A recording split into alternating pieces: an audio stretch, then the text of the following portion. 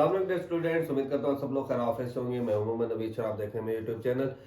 आज जो है हम एक और important topic 10th computer science chapter number 1 introduction to operating system के अंदर डिस्कस करने वाले हैं, जो कि है हमारे पास व्हाट इज प्रोसेस शेड्यूलिंग, और उसके अंदर हम डिस्कस करने वाले हैं first come first serve scheduling technique.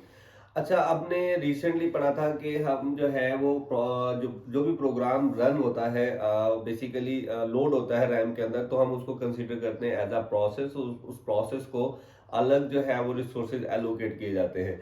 अब क्या होता है कि कंप्यूटर एट अ टाइम जो है मल्टीपल टास्क को क्या करता है, परफॉर्म करता है। ठीक है, अब आप at a time multiple applications, पहले क्या होता था कि एक प्रोग्राम जो डिस्क ऑपरेटिंग सिस्टम था, डॉस था, ठीक है, उसके बाद से फिर मल्टीटास्किंग ऑपरेटिंग सिस्टम आना शुरू हुए। तो उसमें सिंगल टास्किंग ऑपरेटिंग सिस्टम होता था, वो एक टाइम में एक ही टास्क लोड होता था और वो एग्जीक्यूट होने के बाद दूसरा प्रोग्राम, क्योंकि रैम का साइज कम होता था तो मल्टीपल एप्लीकेशन जो है उसके अंदर लोड नहीं हो सकती थी। तो जैसे जैसे जो है वो टेक्नोलॉजी एडवांस हुई, रैम का साइज जो है इंक्रीज हुआ, तो उसके अंदर मल्टीटास्किंग जो है वो इंट्रोड्यूस कराया गया कि मल्टीपल टास्क को एट अ टाइम जो है वो रैम के अंदर लोड किया जा सकता है, मल्टीपल प्रोसेसेस को लोड किया जा सकता है, और उसके साथ साथ उनको जो है वो एट अ टाइम प्रोसेस भी किया जा सकता है।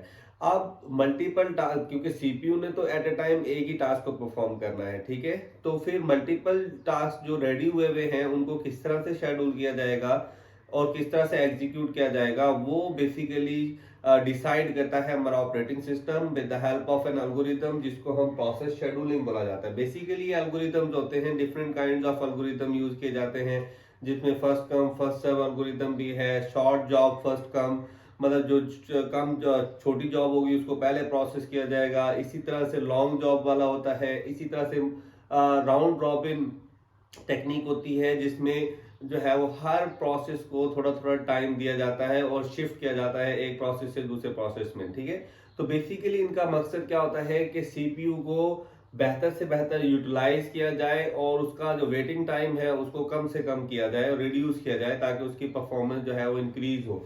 तो process scheduling is a method used by operating system to select which process get CPU time. ठीक है, सीपीयू के पास एग्जीक्यूशन के लिए कौन सा प्रोसेस जाएगा, तो process scheduling basically operating system जो है प्रोसेस शेड्यूलिंग के थ्रू ये सिलेक्ट करता है कि अभी जो एक करंट टाइम के अंदर सीपीयू को कौन यूज करेगा, मतलब सीपीयू के पास कौन सा प्रोसेस एग्जीक्यूट होने के लिए जाएगा।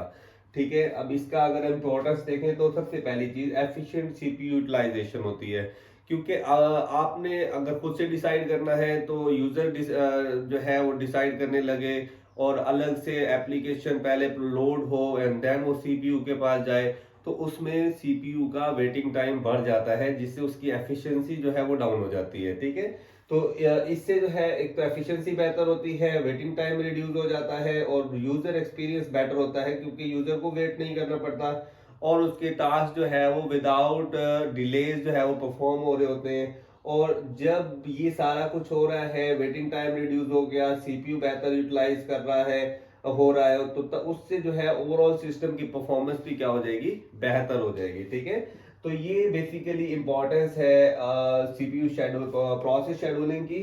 और अब अगर हम देखें तो हमारे पास जो है, जो आपके सिलेबस का पार्ट है, that is first come first जो है शेड्यूलिंग टेक्निक या शेड्यूलिंग एल्गोरिथम जिसको बोला जाता है, इसके मुताबिक क्या होता है, the process which arrives first get CPU first. जो पहले आएगा वो पहले पाएगा। अगर आपने कभी लाइन में खड़े होकर बिल भरा हो और बैंक के अंदर, या फिर कहीं पे भी आप फॉर्म जमा कराने गए हैं या किसी और पर्पस के लिए गए हैं, तो आप एक कतार में लगे होंगे, तो उसमें क्या होता है कि जो सबसे पहले आता है, ठीक है, उसको पहले सर्व किया जाता है, इसके बाद दूसरा, फिर तीसरा, फिर चौथा।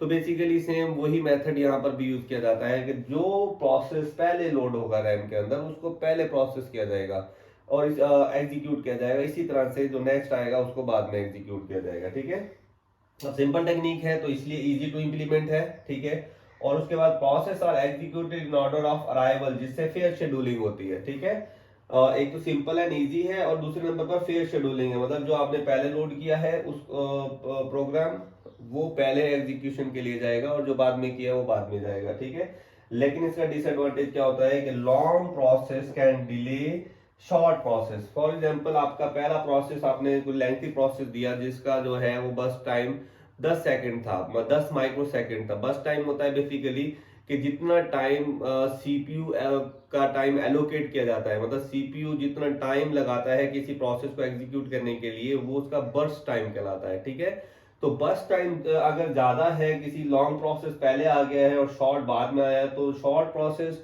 के लिए वेटिंग टाइम इंक्रीज हो जाता है और हायर एवरेज वेटिंग टाइम होता है यहाँ पर, क्योंकि क्योंकि लॉन्ग प्रोसेसेस भी हो जाते हैं, शॉर्ट प्रोसेस भी हो जाते हैं, तो एवरेज जो प्रोसेस वेट कर रहा है, उस वेट करने का जो ओवरऑल तमाम प्रोसेसेस के एवरेज वेटिंग टाइम होता है, वो इस शेड्यूलिंग टेक्निक के अंदर ज्यादा होता है। ठीक है, अब हम एक एग्जांपल लेते हैं। हमारे पास यहाँ पर मैंने 3 प्रोसेसेस रखे हुए हैं, P1, P2 एंड P3, जो हमने रैम में लेक्सपोज लोड किए हैं। और इसमें पहला प्रोसेस है, उसका जो बर्स्ट टाइम है, मतलब सीपीयू का एग्जीक्यूशन टाइम 4 माइक्रोसेकंड है, P2 का 3 माइक्रोसेकंड है और P3 का जो है वो 2 माइक्रोसेकंड है। यहाँ पर देखें, ये शॉर्ट जॉब है और ये लॉन्ग जॉब है, तो लेकिन क्या है, क्योंकि हमने first come first serve use करना है, तो ये बाद में आएगा और 4 माइक्रोसेकंड वाला पहले एग्जीक्यूट किया जाएगा। इससे क्या होगा कि अब यहाँ पर देखें तो P1 जो है वो सीपीयू का 0 से 4 सेकंड तक माइक्रोसेकंड तक लेगा, एंड देन P2 जो है 4 से 7 तक जाएगा, एंड P3 7 से 9 तक जाएगा।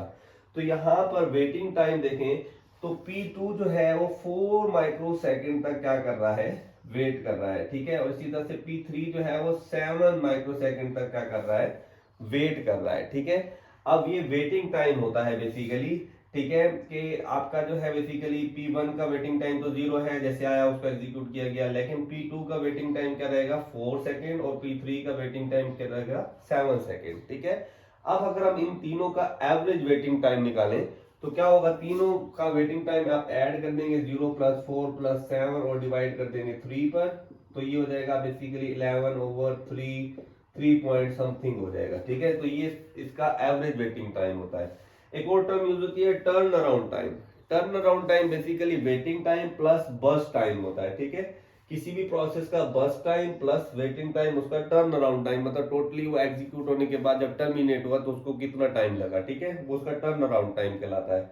उसमें हमारे पास क्या होगा कि 0 तो इसका वेटिंग टाइम है और बर्स्ट टाइम क्या है, 4 है, तो टोटल टर्न अराउंड टाइम इसका कितना हो जाएगा, 0 + 4, 4 माइक्रोसेकंड, ये P1 का हो जाएगा। ठीक है, और इस तरह से P2 का बस टाइम हमारे पास टर्न अराउंड टाइम यहाँ पर देखें 3 सेकेंड माइक्रोसेकंड इसका जो है वो आपका बस टाइम है, और 4 सेकेंड इसका जो है माइक्रोसेकंड जो है वो वेटिंग टाइम है।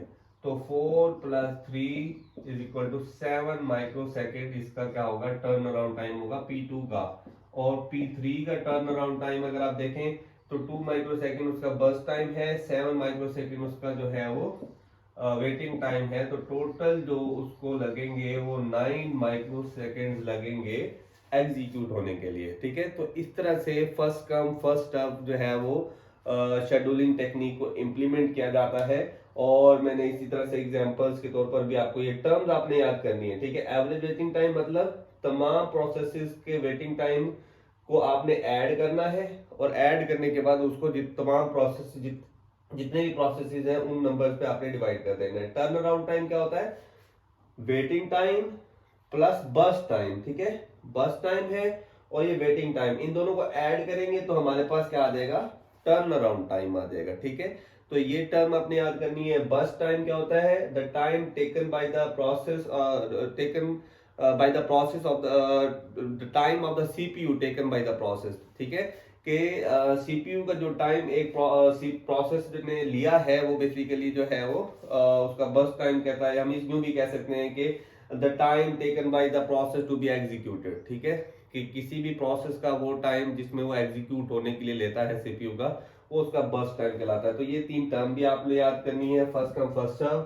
और शेड्यूलिंग का भी आपको ऑलमोस्ट समझ आ गया होगा। अगर मजीद फिर भी कोई क्वेश्चन है तो आप कमेंट बॉक्स में जरूर पूछिएगा, मैं आपको आंसर करूंगा। और अगर लेक्चर पसंद आया है तो चैनल को सब्सक्राइब कर लें। मिलते हैं नेक्स्ट लेक्चर के साथ, अपना बहुत ज़्यादा ख्याल रखिएगा। गुड बाय, अल्लाह हाफिज़।